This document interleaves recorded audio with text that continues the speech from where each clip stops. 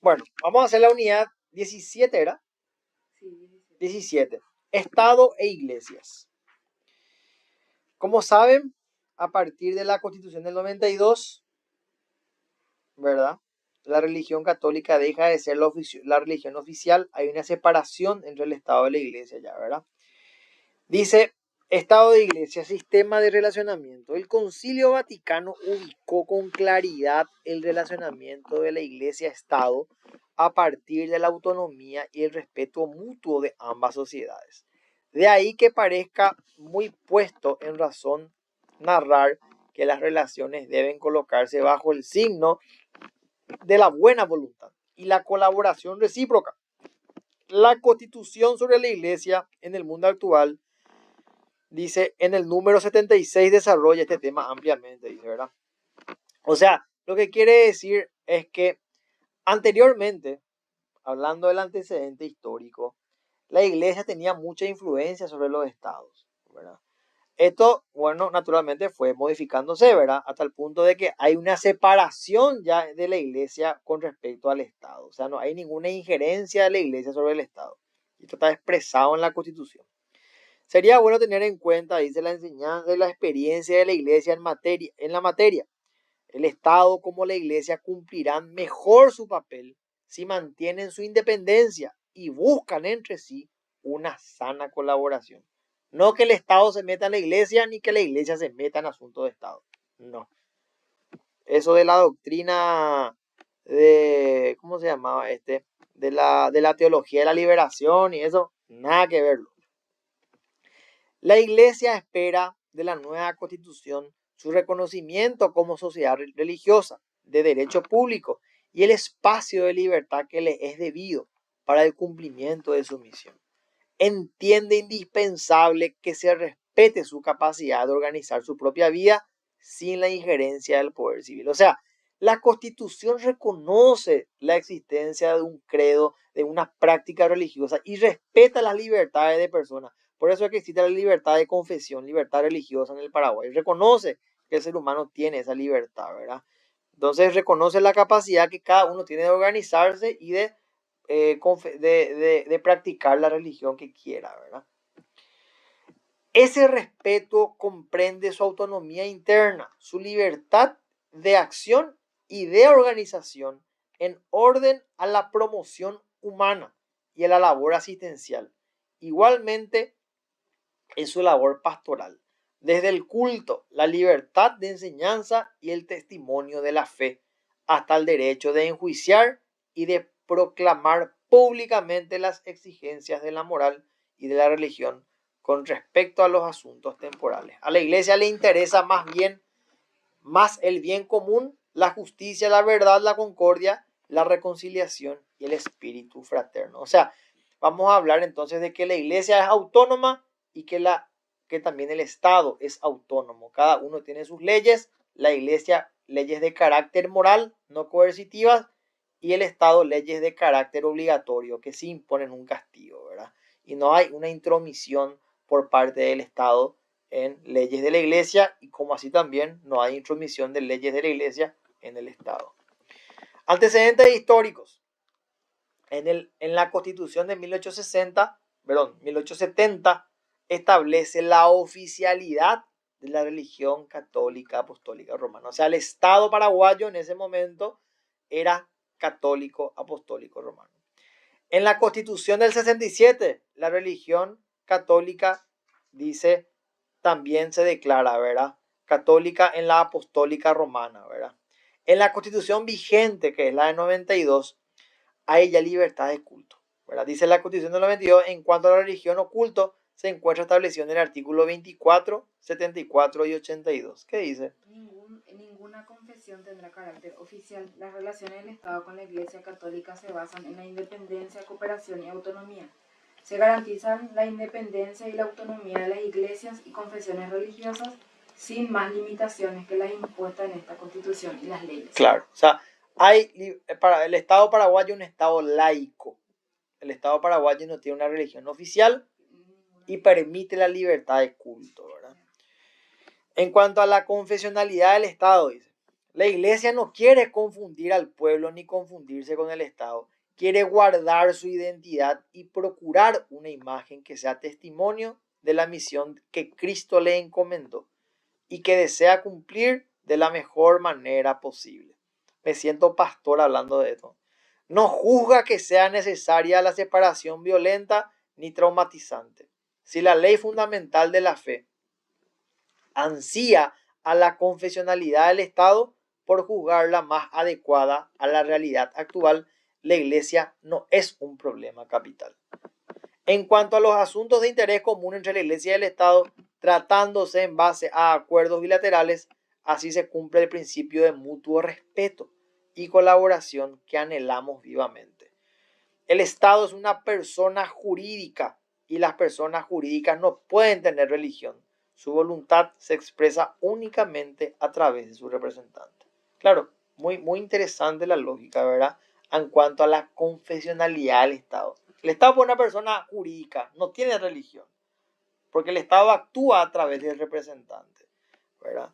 Y tiene que haber una relación sana de ayuda, de cooperación entre el Estado y la Iglesia, reconociendo que hay problemas o situaciones de interés común de ambos, tanto de la Iglesia como en el Estado, ¿verdad? Pero, En cuanto al reconocimiento de la iglesia. claro, en cuanto a la confesionalidad del Estado, el Estado no tiene religión, ¿verdad? Ahora, hablando de las relaciones del Estado y las iglesias. La relación del Estado con la Iglesia han pasado por 4 etapas. De confusión, en donde el Estado se confunde con una determinada religión, dando lugar a los estados teocráticos. Por ejemplo, ustedes se van a Irán, ustedes se van a Afganistán, ustedes se van a Irak. Esos son estados islámicos, ¿verdad? Son estados teocráticos. Ahí el Estado y la religión están plenamente confundidos. Después tenemos la siguiente fase, que es de unión, cuando se verifican relaciones jurídicas entre el Estado y determinadas religiones, ¿verdad? En el caso de Paraguay, cuando reivindicaban la religión oficial, ¿verdad? La religión católica apostólica romana. De separación es cuando el Estado no se identifica con ninguna de las religiones y esto funciona en el marco de igualdad jurídica, ¿verdad? Que es el Estado laico, que es nuestro caso.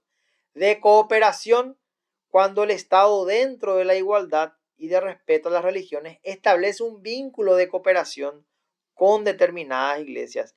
Este último es el sistema adoptado por nuestra Constitución. Entonces, nuestro sistema es el sistema de cooperación. Me corrijo porque yo dije que es el sistema, el tercero, es el cuarto, el sistema de cooperación en nuestro sistema. Nosotros reconocemos que existen las iglesias, que existen las confesiones religiosas y cooperamos con esas iglesias, pero no reconocemos a ninguna como oficial del Estado. ¿Por qué? Porque el Estado es una persona jurídica y las personas jurídicas no tienen religión. El Estado, dice en el artículo 82, se reconoce el protagonismo de la Iglesia Católica en la formación histórica y cultural de la nación. En suma, las relaciones del Estado con la Iglesia Católica se basan en la independencia, cooperación y autonomía, como lo expresa en el artículo 24 y el reconocimiento a la misma en su artículo 82. Entonces, las relaciones que hay entre el Estado y la Iglesia es de cooperación. El Estado reconoce el aporte de la Iglesia y lo que trata es de cooperar siempre dentro del clima del respeto mutuo, ¿verdad? Con la Iglesia. Ahora, hablando de la libertad religiosa y de culto, dice el artículo 24, quedan reconocidas la libertad religiosa, la de culto y la ideología, sin más limitaciones que las establecidas en esta Constitución y en la ley. La iglesia es confesión o religiosa como persona jurídica. Sí, que es lo que dije hace rato de las relaciones del Estado y la Iglesia. Como persona Y antes la confesionalidad del Estado. ¿Y la inhabilidad? Todavía no. Voy a hacer esta parte y después vamos a pasar ahí. Quedan reconocidas la libertad religiosa, la de culto y la ideología. O sea, eso reconoce la Constitución. Vos podés ser de la religión que quieras, del culto, puedes hacer los cultos que vos quieras y profesar la ideología que vos quieras, ¿verdad? Ninguna confesión tiene carácter oficial. Las relaciones del Estado con la Iglesia Católica se basan en la independencia, cooperación y autonomía. Se garantiza la independencia y la autonomía de las iglesias y confesiones religiosas, sin más limitaciones que la impuesta en la Constitución.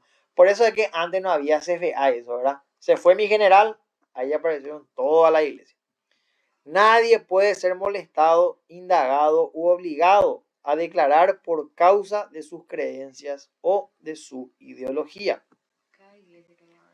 Ahora es la iglesia de los santos de los últimos días, Con concierto y todo. los santos que van a venir, los santos que se fueron. Y bueno, está bien. Libertad de culto. Hablando de la libertad de conciencia, dice, implica la libertad de escoger una determinada religión o no, y la de adherirse a ella o cambiar de religión. En este aspecto, el derecho a la conciencia religiosa garantiza la libertad personal de mantener las propias convicciones religiosas y protege cualquier interferencia. O sea, yo tengo la libertad de ser de la religión que quiera, puedo cambiar si quiero religión, tengo esa libertad de conciencia, puedo elegir la religión en la que yo me sienta mejor. Y nadie me puede molestar, nadie me puede impedir eso. Exacto. Libertad de culto es la extensión del derecho a la conciencia, ¿verdad? En su faceta de manifestación de dicha creencia a través de práctica de ritos, ceremonias, reuniones, hábitos y fidelidades inherentes a la religión escogida. Esa libertad de culto. Yo puedo adorarle al sol, a la tierra, al aire, a una estatua, a lo que yo quiera. Tengo libertad de culto. Educación religiosa. Se garantiza igualmente la libertad de enseñar sin más requisito que la idoneidad, la integridad ética, así como el derecho a la educación religiosa y al pluralismo ideológico. Por eso que en las escuelas se enseña religión. Y hay escuelas católicas, hay escuelas evangélicas, hay escuelas judaicas, y bueno, no hay problema. Hay educación religiosa. Respecto al reconocimiento de la Iglesia Católica, se reconoce el protagonismo, nuevamente dice, ¿verdad?, de la Iglesia Católica en la formación histórica y cultural de la nación. La Constitución reconoce, ¿verdad?, el protagonismo, porque ¿se acuerdan que en las primeras unidades estudiamos el concepto de nación? ¿Qué era nación? Nación es un concepto anterior al Estado y tiene que ver con el origen común de todas las personas. Entonces, la religión marca un factor, un común denominador entre los habitantes en la República del Paraguay. Por lo tanto, constituye un elemento de la nación, ¿verdad? La religión. Y la Constitución reconoce eso. En cuanto a las relaciones internacionales, los tratados internacionales relativos a los demás derechos humanos no podrán ser denunciados sino por los procedimientos que rigen, para la enmienda de la Constitución. Creo que alguien levantó la mano. Sí, yo. Antes pasar relaciones internacionales en el programa habla de las inhabilidades que están en la página 615. Sí, ahora está en el resumen. Ahora vamos a mirar. Dice en cuanto a las inhabilidades, gracias doctora, dice, en relación con importantes cargos públicos, la ley fundamental establece inhabilidades derivadas del derecho de ser ministro de una religión. ¿Se acuerdan que uno no puede ser presidente de la República si es que es ministro de una confesión religiosa? Ese es el problema que tuvo Lugo. En este sentido, no pueden ser candidatos a senadores ni diputados los ministros o religiosos de cualquier credo. Pueden superar esta inhabilidad si renuncian a su calidad de tales, por lo menos 90 días antes de la fecha de inscripción a la lista respectiva, ante el tribunal. Asimismo, son inhábiles para ser candidatos a presidente o vicepresidente los ministros de cualquier religión o culto. La inhabilidad también puede ser superada, ¿verdad?, si es que renuncia a ese cargo. Entonces, si vos sos Abreu, si vos sos Lugo, si vos sos el cardenal, estás inhabilitado para ser senador o diputado. Sí, estás inhabilitado para ser candidato a presidente o vicepresidente. Tenés que renunciar a ese liderazgo, a ese cargo que tenés de líder religioso para poder postularte a candidato. A eso se refiere la inhabilidad, ¿verdad? Hay una inhabilidad. Producto del ejercicio de ese liderazgo religioso, no podés ser candidato. Bueno, ya hablamos de la libertad religiosa y de culto, eso ya hablamos. Ya hablamos de la educación religiosa también. Ahora vamos a hablar, Las relaciones internacionales. eso también ya hablamos. Dice, recién antes de hacer la inhabilidad, los tratados internacionales relativos a los demás derechos humanos no podrán ser denunciados sino por los procedimientos que rigen para la enmienda de la Constitución. La República del Paraguay en sus relaciones internacionales acepta el derecho internacional y se ajusta a los siguientes principios, ¿verdad? La independencia nacional, la autodeterminación de los pueblos, la igualdad jurídica, la solidaridad y cooperación, la protección internacional de los derechos humanos, la libre navegación de los ríos internacionales, la no intervención y la condena a toda forma de dictadura, colonialismo e imperialismo. Eso es en cuanto a las relaciones internacionales. Ok. Esos son los principios. La renuncia a la guerra también ya vimos, ¿verdad? Vimos ya en otras unidades.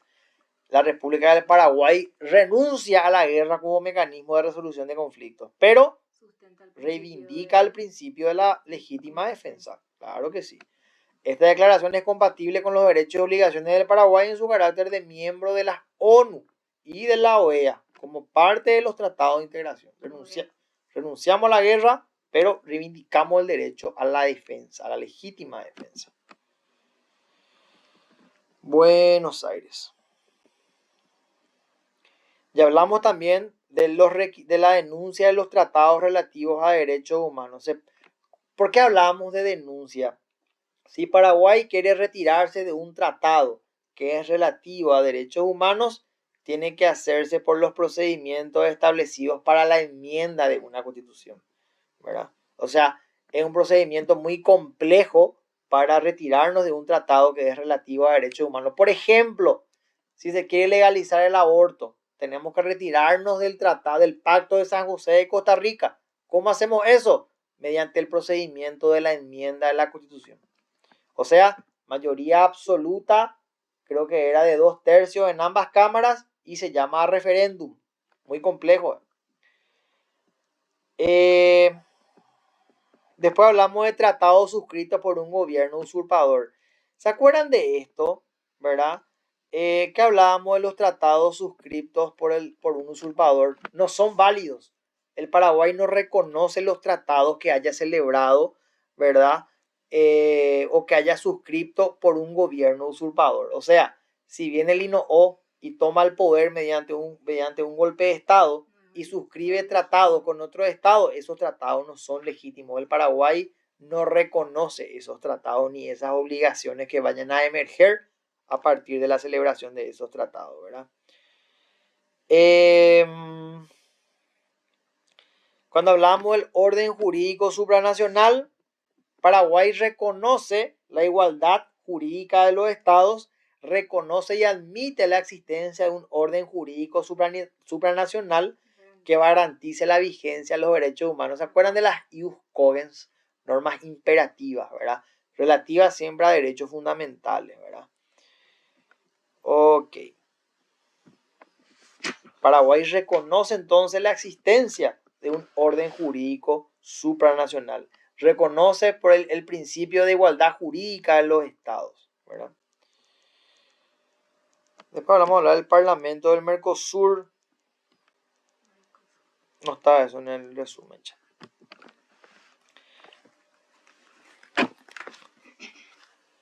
¿O está? Creo, mi hermano.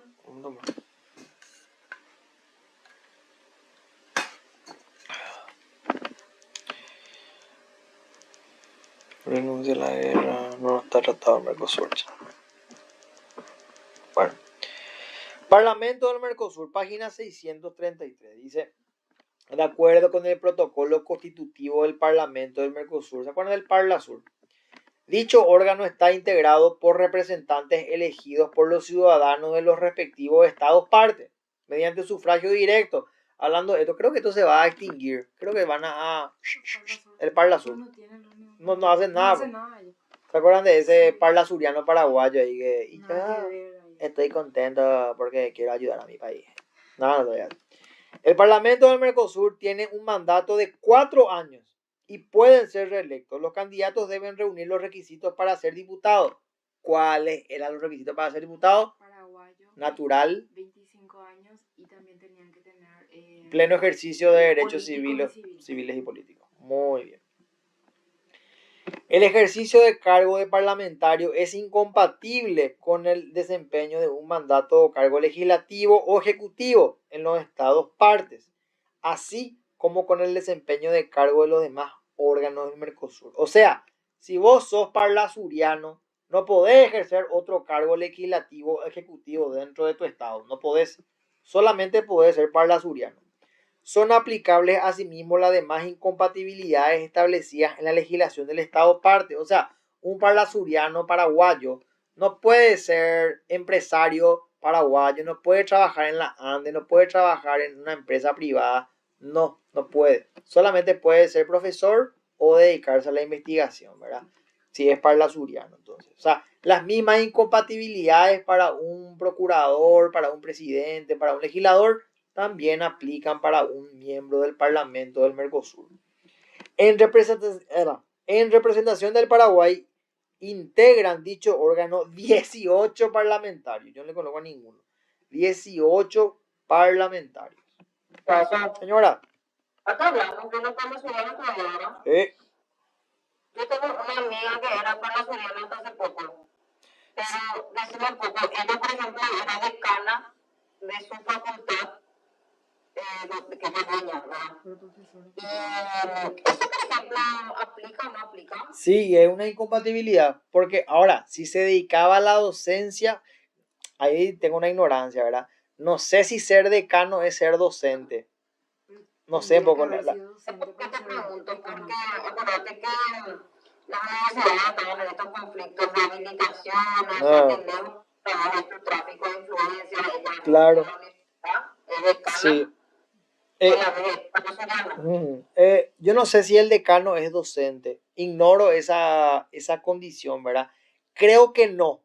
Pero yo creo que ahí habría una incompatibilidad eventualmente, ¿verdad? Entre ser decano y ser parlasuriano. Pero si es que efectivamente el decano no es docente, no puede. Ahora, si el decano es docente, no leo. Que ellos deberían necesariamente haber sido docentes para... Claro, para ser decano. Para ser candidato a decano y también a la vicedecanato. Bueno. Entonces si sos docente podés ser parlamentario. Bueno, está bien. Entonces si sos decano es porque sos docente. Docente adjunto, entonces. Entonces, bueno, ejercite la docencia. Y bueno, son líneas muy finas, ¿verdad? Se fue ahí al borde del abismo, está caminando en la cornisa, como dice Sandy Peña. Está en el borde de lo que se admite, ¿verdad? Porque si sos decano es porque sos docente. Está bien. Y sí, puede ejercer eventualmente. Bueno, entonces eso en cuanto a lo relativo del Parlamento del Mercosur. Paraguay tiene 18 miembros en el Parlasur. Las incompatibilidades son las previstas para un legislador, ¿verdad? O para cualquier funcionario del Estado paraguayo, en materia de que no puede ser empleado público, privado, no puede ejercer su profesión, ¿verdad? Ese tipo de actos. Solamente puede dedicarse a la docencia o a la investigación científica, ¿verdad? Eso en cuanto a los parlasurianos. Tienen un mandato de, ¿cuánto era que dije?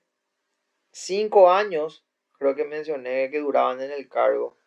4 años, perdón. 4 años y pueden ser reelectos, ¿verdad? Y los requisitos son los mismos que para ser diputado. 25 años, paraguayo natural y gozar de derechos civiles y políticos, ¿verdad?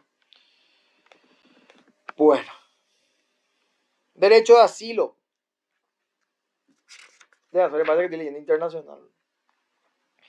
El Paraguay reconoce el derecho de asilo, porque hay dos tipos de derecho de asilo. Asilo territorial y asilo diplomático. A toda persona perseguida por motivos o delitos políticos o por los delitos comunes conexos, así como por sus opiniones o por sus creencias. Las autoridades deberán otorgar de inmediato la documentación personal y correspondiente salvoconducto. ningún asilado político será trasladado compulsivamente al país cuyas autoridades lo persigan. Nosotros, cuando estudiamos internacional, habíamos visto que hay dos tipos de asilo, ¿verdad? El asilo, pues, es la protección que te da otro estado. Yo soy paraguayo, me están persiguiendo acá en Paraguay con una orden judicial infundada por un hecho que yo no cometí. Entonces, yo soy un perseguido político. Me voy a la Argentina y pido asilo territorial. ¿Para qué? Para que el gobierno, el Estado argentino me proteja. Entonces, el Estado argentino, en vista a que mis derechos en Paraguay son vulnerados, me otorga protección. Eso es asilo territorial. Ahora, cuando hablamos de asilo diplomático, yo estoy en Argentina, me están persiguiendo en Argentina por un hecho que yo no cometí. Me voy a la embajada o al consulado paraguayo y pido asilo diplomático. Entonces me resguardo la embajada paraguaya en Buenos Aires, me protege la embajada paraguaya que está en Buenos Aires porque me están persiguiendo en la Argentina. La embajada paraguaya me expide un salvoconducto, que es un documento que me permite salir de la Argentina y retornar al Paraguay. Son los dos tipos de asilo que existen, el asilo diplomático y el asilo territorial, ¿verdad? ¿A quién lo que se le concede el asilo? A toda persona perseguida por motivos o delitos políticos, a toda persona perseguida por sus opiniones, y la Constitución impone a las autoridades paraguayas lo siguiente, dice, la obligación de otorgar de inmediato a las personas asiladas la documentación pertinente, o sea, el salvoconducto o el pasaporte, que es un documento que les va a permitir salir del país, ¿verdad? Eventualmente. Y también Paraguay se prohíbe expulsar a las personas asiladas al territorio cuyas autoridades lo persiguen. O sea, si viene un argentino a resguardarse, a pedir asilo territorial al Paraguay, Paraguay no le puede expulsar a Argentina. Claro, nos prohibimos hacer eso. ¿Por qué? Porque justamente viene, porque ahí lo están persiguiendo, ¿verdad? Resguardando sus intereses. Ok. ¿Cuáles son las facultades de los órganos constitucionales en materia de relaciones internacionales? Bueno, ¿cuáles son las facultades del Congreso? ¿Se acuerdan de esto? ¿Qué hace el Congreso con respecto a los tratados internacionales? Aprueba o rechaza los tratados que son suscritos por el presidente de la República, ¿verdad? Interviene en la denuncia de tratados internacionales relativos a derechos humanos. ¿Se acuerdan? Si nosotros como Estado paraguayo queremos denunciar un tratado que es relativo a los derechos humanos, por ejemplo, queremos denunciar el Pacto de San José de Costa Rica, queremos retirarnos del pacto. Entonces ahí interviene, en este caso, interviene el Congreso, ¿verdad? ¿Por qué? Porque se dispone el procedimiento de la enmienda como procedimiento para retirarse o denunciar un tratado internacional, ¿verdad? Admite un orden jurídico supranacional o supraestatal, para lo cual se requiere mayoría absoluta de cada cámara. Claro, el Estado paraguayo reconoce la existencia de convenciones, ¿verdad? De acuerdos, de pactos internacionales que están por encima de la Constitución, ¿verdad? La Carta de las Naciones Unidas, la competencia de la Corte Penal Internacional, por ejemplo. También, claro, reconoce, y lo reconoce el Pacto de San José de Costa Rica y lo incorpora incluso al marco jurídico interno a través de una ley, ¿verdad? Bueno, esas son las facultades de los órganos constitucionales, ¿verdad? Después tenemos también las facultades del presidente, representada al Estado. Es una facultad que tiene el presidente, porque el presidente representa al Estado. El manejo de las relaciones exteriores, ¿verdad? Son facultades del presidente. Declarar el estado de defensa nacional, negociar, firmar tratados, recibir a los jefes de misiones diplomáticas, designar embajadores, son facultades que tienen nuestros órganos constitucionales, o sea, el representante del Ejecutivo en materia de relaciones internacionales, ¿verdad? Son algunas, no mencioné todas, pero sí por lo menos mencioné las más importantes. En cuanto al Congreso, reitero, aprobar o rechazar tratados relativos a acuerdos que haya celebrado el Poder Ejecutivo, ¿verdad? Interviene en la denuncia de tratados relativos a derechos humanos. El Congreso admite la existencia de un orden jurídico supranacional o supraestatal, ¿verdad?